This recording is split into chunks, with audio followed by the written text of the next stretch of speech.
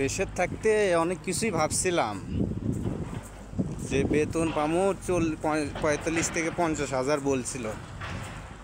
তো সে খুশি 50,000 টাকা কামাই করবো, যাই বিদেশ, সেই খুশিতে বিদেশ চলে যাচ্ছি।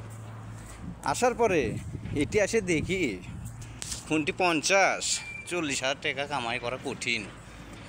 তারপরও দেশের থাকতে এটা ভাবিনি যে নেট বিল আছে বা নিজস্ব পকেট খরচ আছে, যারা সিগারেট খায় তারা যদি আসে তাহলে তো মনে করেন যে অবস্থা তার খারাপ।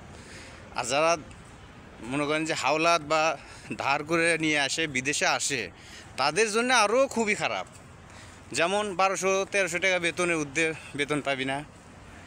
তার মধ্যে যদি সিগারেট তাই খায় তাহলে 100 থেকে 200 টাকা সিগারেটেই চলে যাবে।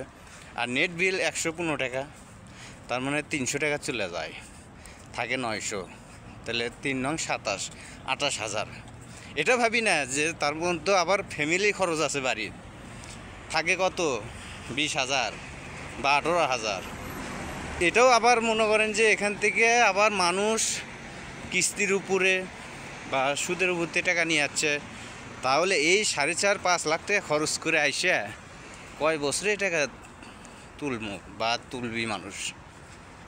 দেশে থাকতে তো আমরা এটা ভাবি না। দেশে থাকতে ভাবি আরে বিদেশ যাবো, টাকা কামাই করবো, 40-50,000 টাকা কামাই করবো, 1 বছরের মধ্যে টাকা উঠে আসবি।